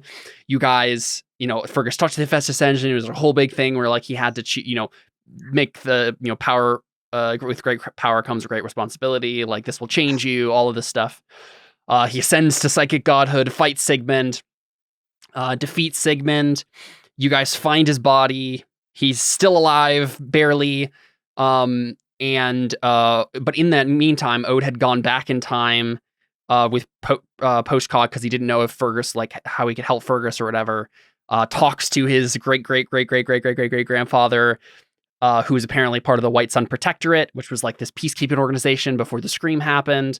Helps them prepare for the Scream inadvertently so that they know how to, still keep things going. Turns out the Elysian Road is just a sector that's cut off from most of the other galaxy, which is slowly rebuilding. And when the Imperium tries to go anyway to conquer the galaxy, they're shut down by the White Sun Protectorate, and the galaxy is saved. And then we have all your guys' kind of like goodbyes that you give, and then you all head to Earth to do some tourism. Do you have any thoughts, any questions, like things that are maybe like still up in the air that we didn't get answers to that I forgot?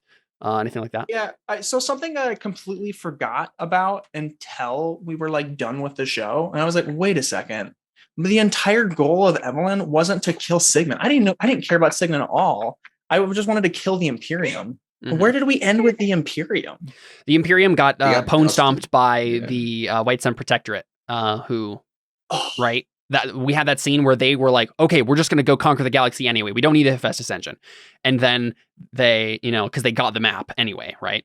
They transport themselves to a new system or whatever outside of the sector, and they're like, oh, perfect, worlds to conquer, and then the peacekeeping organization shows up and is like, we got intruders in Sector 7, and then they just wiped them out.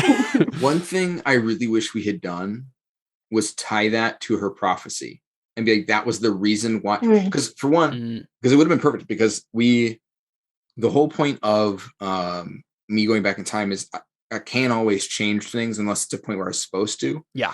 And I think the idea that the prophecy was the reason I had made it to that point and was able to do something like that, basically just wiped out the Empire, would have been like a really good explanation for why it happened, like a justification for it. That is the explanation now, right? Well, like, yeah. I just wish we had said that in the show, because I didn't think about that until just now, because that prophecy was like a really dramatic moment. Yeah, it was. She was like, the Imperium was going to fall. Like, that makes sense. And so yeah, I think that, and it also gives sort of a more of a mechanical foreshadow for why I had been there. Yeah. Yep.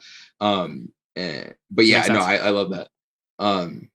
I kind of wanted to have, Connor probably noticed this, and maybe Carly did too, but the kind of overriding eschatology in the Elysian Road is post-millennialism, right? It's this idea that even though the future, like we were kind of in this this downward spiral, but it's the downward spiral right at the end of time, right? It's the one where Satan comes back and things get really bad right before everything gets better again and Jesus comes back or whatever. So there was this long period of things are getting better and better and better and better and everything's great. And then we have this very short dip and then everything's back to being great. That was the kind of thing that was happening there. And I figured this out kind of maybe like halfway through the first season of Elysian Road. That's kind of what I wanted to be true about this, is that we're kind of in like this dip at the end of history. After, the Christian empire has spread throughout the galaxy and everything's great. And so I really wanted to have a moment like that where we got like the what Tolkien describes as the eucatastrophe, right? The good thing that kind of comes out of nowhere to save the day. Not a Deus Ex Machina, because we were foreshadowing it, but like tremendous good happens out of the clear blue sky. And so the moment where the Imperium, like, it's like, oh no, the Imperium's still going to do their bad plan. And they can't, because the rest of the galaxy is actually fine, was a moment that I had planned for a long time. Nice. And I think that's maybe the thing that I planned when I said at some point in the last season or something, where I was like, I figured out the ending of Elysian Road. That was what I had in mind, was like that sequence. Gotcha. And being able to tie it in with post-cog was what I wanted to happen. So I'm glad Ode at the end was like, I need to go back in time and like help something, So it made it tie together nicely. That was also something I wanted to talk about, was that whole thing, because I like when Fergus was saying bye, I was like, I as a role player am not good at like being overly emotional. Like if someone's dying or whatever, it's really obviously there'd be like crying and screaming, whatever. I can't really do that because it's just hard for me to. And because you have no emotions. Yeah, exactly. But so the problem is like, right? I realized that Ode has changed the past before and still has this sort of like it's not a god complex, it's like a what is it, vicarious god complex, right? Through Fergus, where he's like, Fergus can't die. And so I was like, Ode just doesn't accept this. He's like, either you won't die or I will go back and keep you from dying. Yeah. And that was all part of the plan the whole time. Yeah. And I was like, for one, I can roleplay that a lot better. And I think that it makes sense for Ode. He's still not totally mature enough to understand that this could happen and like accept it. Yeah. I like it. But that it worked out perfectly because and I like it fit really well too, because the whole concept is that the sector is cut off from everything else. Yeah. So we had no idea. You have no idea what was going on. Yep. Yeah. And the implication was that everything was bad, but it didn't have to be necessarily. Stated, yeah, exactly. Yeah. So, and in theory, if you hadn't have done post-cog, it would have been that way. But given how time travel works in our setting, it always was this way. But the effect, like the first cause, was you going back, right? Yeah. It just hadn't necessarily happened in your timeline yet, but it did always happen in the past. You just didn't know, right? Yeah. Yeah. Yep. We did a one shot of Uncharted Worlds. This was you were in it, David. It was you, Josh, and Carly. And that is also in the Elysian Road, not in the Elysian Road sector, but the universe. It's the same universe. And it would be one of those sectors that is probably still bad. That that hadn't gotten fixed yet. But there was a remnant of the White Sun Protectorate there too. It was the Josh's character was a Japanese girl who had like a brother in a mech suit or whatever, that whole thing. Right. She worked for like this like arms dealer faction, right? That was the remnant that split off in this sector, whereas the White Sun Brotherhood is the part of it that was left in the Elysian Road sector. And there were aliens in that one too. Yeah, that's where I was the metal guy, the gravity guy. Right? And there was the whole like pacifist aliens who had the like dark god they worshipped, and remember, that was a great session. But that's also part of the Elysian Road universe too. So it was fun to kind of just like play around with little pieces of what's going on the outside, and kind of tie it together by the end. So, but I now as soon as you mentioned the thing about the White Sun Protectorate and the Imperium, I remembered, but after the session though, I forgot. And that's why during the session, I was like, oh, this makes sense. But then right after the session, I was like, wait Imperium. Yeah. So like I had a prophecy about it and everything. So, but no, actually, I think that works really well for Evelyn's character though, too. Is she doesn't succeed at revenge, but kind of does in a way, right? Because if your prophecy but was she didn't have to do the whole dark spiral into vengeance thing. Right? She didn't have to pull the trigger. Yeah. As soon as she was like, okay, my work here is done, they died anyway. And it was like, cool. Right. Yep. Yeah, because it wouldn't have been a very satisfying end for her character if the Imperium is still out there and Evelyn just swears for the rest of her life to go kill them and hunt them down. Like, no, that wouldn't have worked. Yeah. Anyone else have any thoughts on the ending? I think we need to go back someday and do like either a mini session or like a standalone session, or like a mini campaign with our future selves. That'd be fun. Yeah. Oh goodness! By then we'd be like overpowered. Well, we would do it in Fate. Right. Yeah. Something like that. I think it would be cooler to do a session of our offspring. I think it'd be cooler if I played a character of Evelyn and Vigo's kid, or even better, we all picked I played Dylan and Ode's kid. Yeah. That would be fun. That would be interesting. Either way. I just think it'd be cool to do. It could be pretty easy to be like, oh, you're heading off into this sector at the edge of space that still hasn't been redeemed yet, and you got to do some stuff there for whatever reason. There's plenty, and honestly, there's still plenty of space to explore. Just in general in the Elysian Road sector, right? And it would be very easy to do like an Uncharted Worlds or the Sprawl game in this setting. Perfectly happy if you want to return to it at some point.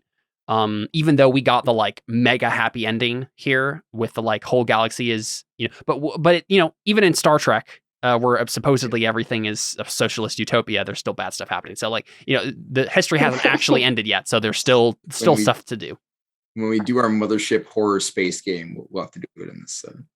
I mean, yeah, that's the sort of thing where like I like not just making up completely random settings if we can have things cohere in an existing one, because then we can keep exploring an existing setting. So like if we do anything sci-fi, it would be fun to return to the Elysian Road universe. It doesn't have to be this sector or even something that's we're familiar with, but having a couple of like keystones to touch off of would be fun.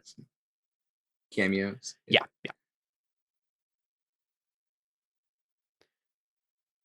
Anything else? I feel like Dylan as a character, or rather me as a player, could have like tried to focus on the whole Dylan Ode romance thing a little bit more. But we just got so swept into like doing our own things with our own characters that it just kind of like didn't happen.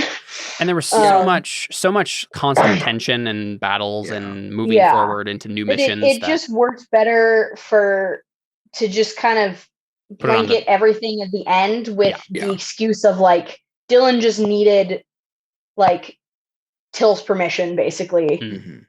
And for everything in their lives to just like calm down and to not be shooting at them basically. Like, it made total sense. And I mean, especially because the last time we had seen them do anything romantic, it ended in a fiery crash. Yeah. And there was some like not great emotions surrounding that. Yeah. And like I mean, out of character, I wasn't even sure if Dylan still considered her and Ode like a thing. And so and then like you said, stuff was crazy enough that it made sense that it didn't really progress any. And then there was lots of trauma to deal with. So it's like, it made sense that it wasn't going anywhere. And I think it was nice. It worked well to be like, all right, the pressure valve is off now. And we're probably not all going to die horribly. Now we can return to the things that like, you know, people who are happy can think about. And I think it also did a good job of signaling that, right? Like signaling that our characters were moving on to things that were more pleasant than trying not to die and saving the universe and stuff. It's one of those things where like if we were to go back and do this again, you'd want to like try to do at least a little bit more foreshadowing for those sorts of things and have a couple of like smaller romantic moments between the two of them going throughout. But you know, which like I'm kind of glad that we did it the way we did, because I feel like in a lot of like TV shows where characters start a relationship and then a bunch of crazy things happen, like that's where you just get a lot of like random unnecessary like fighting between the two of them, where it's like everyone's just stressed, but they're also trying to act like they're actually in a healthy relationship at the same time. Turns out when you're constantly like, in the threat of death, it's probably better to just wait until you're all fine and then actually start something. That's actually why Paul's recommendation in the New Testament is don't get married if you don't have to, because things are whack right now. Well, and also Ode did make some, they weren't like overly romantic gestures, but like for instance him offering to have Dylan talk to Ode was like part of that, right? He was like, you know, Dylan matters to me and this matters to her, and I want to try and like, sorry, yes, names. That was part of that, right? Sort of for Ode, where he was like basically trying to mend fences a little bit, right? And I had a few things like that where it's like he doesn't know where they're at. Last time there was a thing, it didn't end very well. And we did have the whole Ode tries to throw Dylan a birthday party on the military planet, was another right? One where he was like, I feel like I have to try and mend fences, and like I'm supposed to be doing this, you know, like I'm trying to do a good job here, and he's not very good at it. And so I think that, you know, I tried to put in a little bit of like, you know, a reminder this is a thing, and that, you know, we're not sure what's going on here. But then there were more important things going on. So I think it suited the situation. And I think Dylan's responses to those things also painted that image well, right? Where she was basically like, there's bigger things going on. I actually think you guys handled it really well, and really satisfying to not have like weird, awkward drama in the middle of stuff. And also not to have like it didn't need to be the focus of the story, as if like, oh, we're getting to the end, about to ramp up the romantic tension. We didn't need any of that. Especially just because like they're teenagers. Like there's no reason that they need to like rush anything. Right. Like well, and that's not how normal people actually are. Like like, and I suppose in our today culture, if you go to public school, it's different. Because that's the culture of the what's going on. But for us, we weren't in this like weird sexualized romantic culture that was going on. We were just like doing things. We were just like acting like adults. And so you were just like, hey, this isn't the time for romance. You didn't need to say it. And I thought it was just like really cool and mature. But we all knew it was still happening. You just like handled it like normal people usually would or should. As opposed to like the kind of fictionalized like, drama of a TV show. Plus, considering the age of the character, like, you know, there's only so far that it can progress appropriately anyways. You know, it's, I think that having the kiss at the end and then the kind of fade to they'll probably get married someday is perfectly acceptable. That's funny. That's all I really needed. I mean, because like if this was Burning Wheel, we probably would have wanted a lot more of that, right? Because Burning Wheel is a very talky game. We would have wanted to delve more into their actual relationship and whatever. There would have been beliefs about it. Yeah, exactly. There would have been beliefs about it, and it wouldn't have, because of the way Burning Wheel is, it wouldn't have taken away from the game. It would have just shifted the game into a different direction. And we can't really do that with Stars Without Number. Right. It's also very hard to have an underage character in that game because also, 2 life paths in and you're an adult. Can you imagine if we tried this premise in that game? Oh my gosh. No, I mean, I don't. Yeah. Yeah. Yeah. Well, it'd have to be like Iron Empires or something. Right. Yeah. But gosh, no. That wouldn't. Or Burning Empires. We all would have died a long time ago. Yep. But yeah. Cool. Yeah, no, I thought the ending went really well. Everything felt pretty satisfyingly wrapped up. I didn't expect the God fight at the end, but honestly, I should have. I felt like it was appropriate for Fergus, right? Yeah. Yeah, I definitely I knew the second Caleb said, okay, you have these abilities now from absorbing what's her face. Yeah. Chloe, yeah. The second I saw that ability, I'm like, okay, this is what I'm going to do with the Hephaestus engine. I did not think Caleb was going to be like, hey, he's absorbing, he's doing this now. I'm like, oh, okay, well, this pushes my plan forward 2 episodes sooner than I needed to. Yeah. I mean, the thing is, after we got through the MOBA stuff, and I was thinking back through it, I was like, there wasn't really any tension in that. There wasn't really anywhere else to go with it. It was just kind of weird avatars of you. Because I had thought of maybe he's going to pit you and the Imperium against each other in this sort of fight, but you lost the first roll, right? To convince him to go with your plan. If it had been more even, or if you had won or something, right? I would have been like, okay, he's thinking through your offer, and now he's like, fight, and now you get, and so that maybe would have made things last longer. But as soon as you guys got out of it, and then took out Chloe immediately, and then I started thinking through what is actually happening right now. Well, he just accepted their offer and they're there already, right? There's nowhere else to go. You don't need to dink around on this planet anymore. So, yeah. Yeah, because I'm not sure that it would have made sense in any other way for him to be stalling so long. Exactly. Yeah.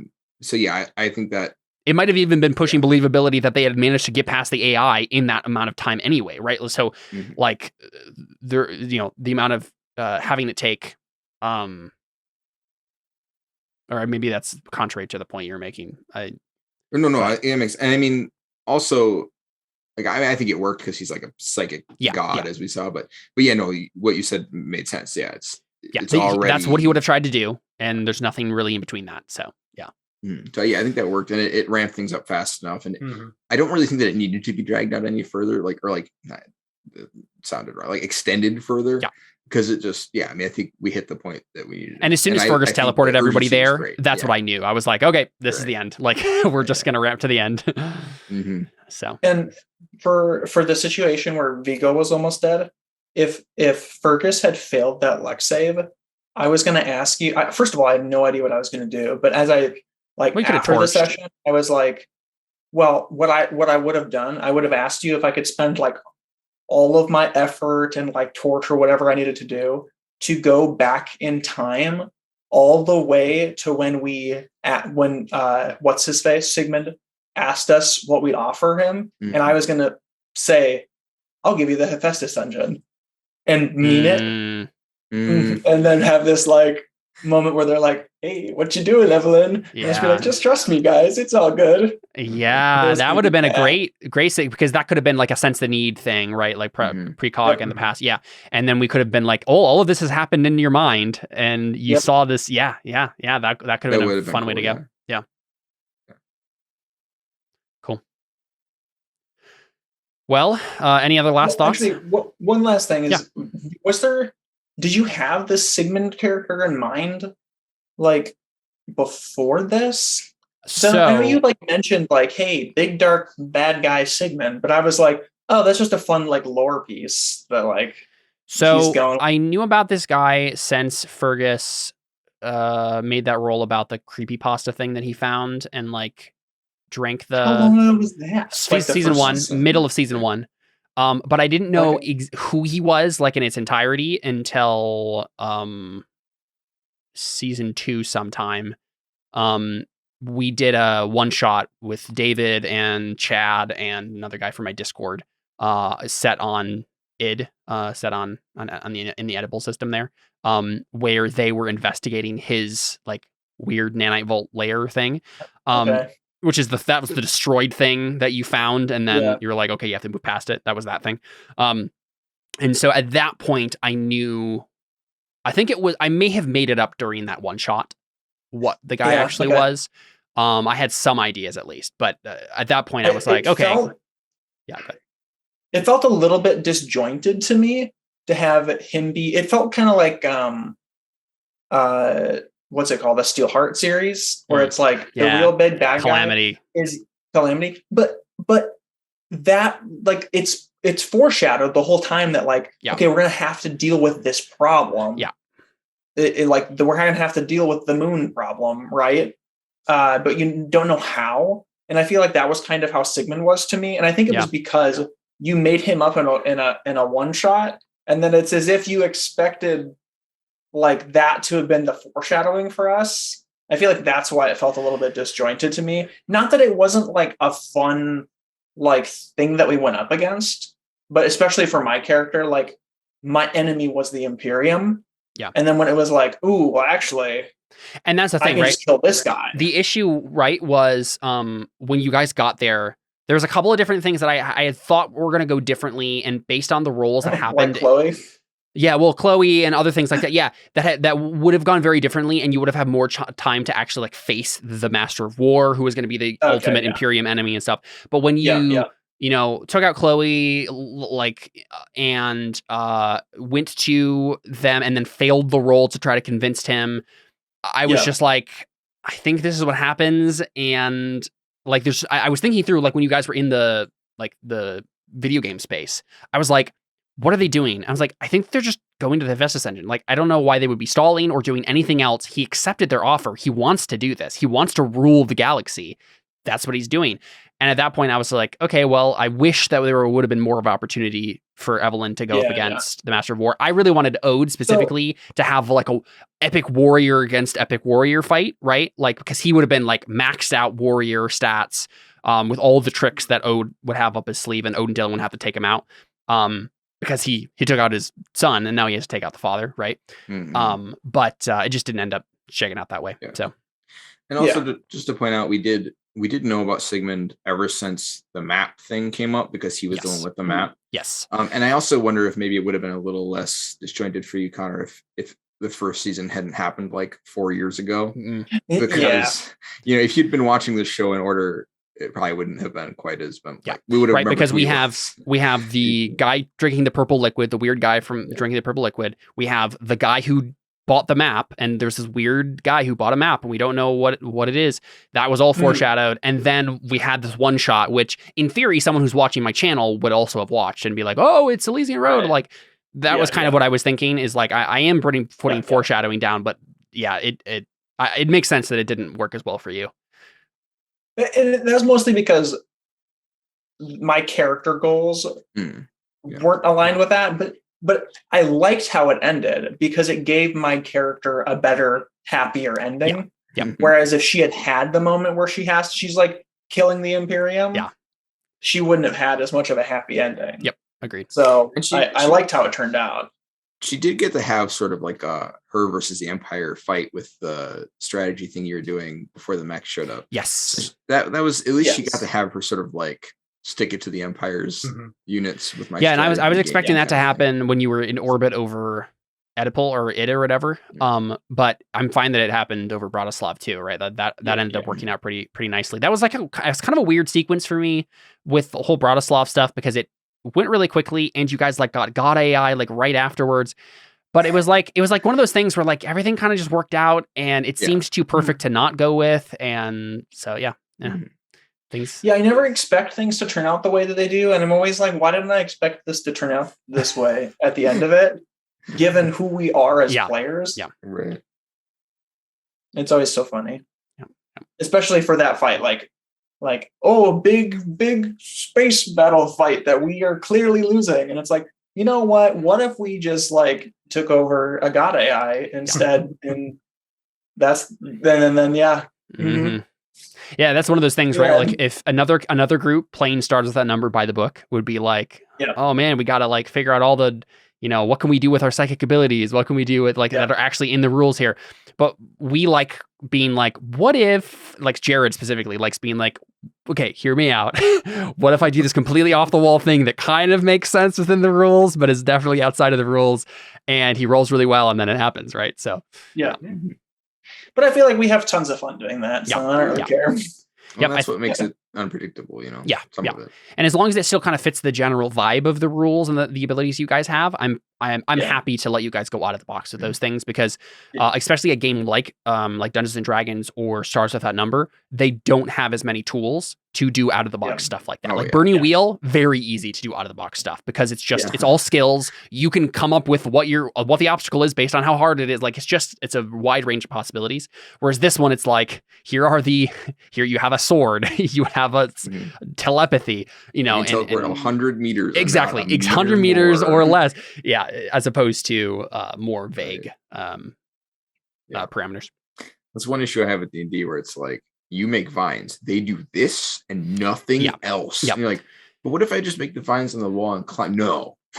They entangle you, and that's it. And that's typically what I've been able to do with like Terra Invicta and Terra Nullius is I think I usually have them make like Arcana checks to be like, okay, you're doing something outside of the realm of the spell usually does, but it's a spell, it's magic. Yeah, go ahead.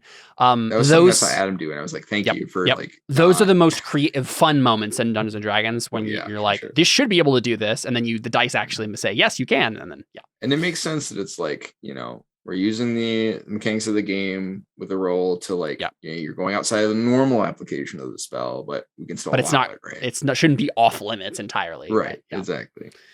Yep. But yeah, fun stuff, guys. Thanks for playing Elysian Road with me. Yeah, thanks for jamming. Thanks for jamming. It's fantastic. It's a lot of fun. Yep, I've been thinking about this game for a long time. It's been in my brain, and it'll be bittersweet to leave it finally. But there are lots of other games to be played, and I think for now we'll go ahead and say a big space goodbye. I spud by or whatever you would call it. And farewell. Yes, farewell. Oh, that's way better. Farewell. All right, this has been the Elysian Road Post-Mortem. Thanks for watching. We are out. Adios.